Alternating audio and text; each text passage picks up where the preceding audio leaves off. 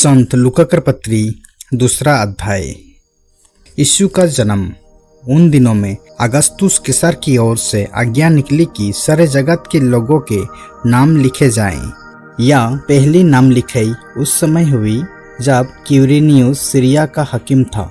सब लोग नाम लिखवाने के लिए अपने अपने नगर को गए।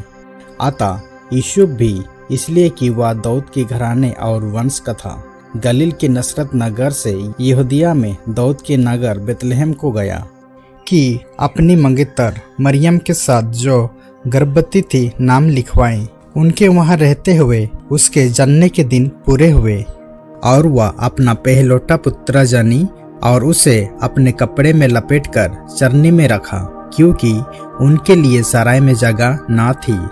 स्वर्गदूतों द्वारा चरवाहों को संदेश। और उस देश में कितने गडरिया थे जो रात को मैदान में रहकर अपने झुंड का पहरा देते थे।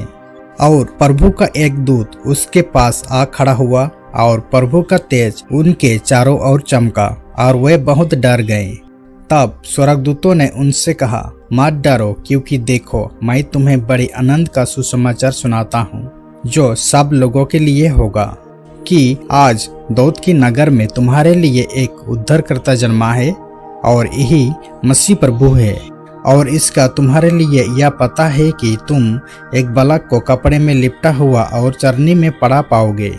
तब एकाएक उस स्वर्गदूतों के साथ स्वर्गदूतों का दल परमेश्वर की स्तुति करते हुए और यह कहते दिखाई दिया, आकाश में परमेश्वर की महिमा और पृथ्वी पर उन मनुष्य में जिनसे वह प्रसन्न है शांति हो।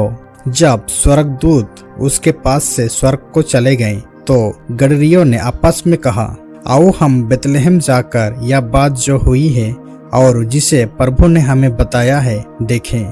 और उन्होंने तुरंत जाकर मरियम और यूसुफ को और चरनी में उस बालक को पड़ा देखा।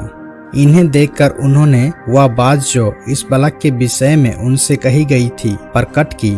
और सब सुनने वालों ने उन बातों से जो गडरियों ने उनसे कही आश्चर्य किया। परंतु मरियम ये सब बातें अपने मन में रख कर सोचती रही। और गडरियों जैसा उनसे कहा गया था वैसे ही सब सुनकर और देखकर परमेश्वर की महिमा और स्तुति करते हुए लौट गए।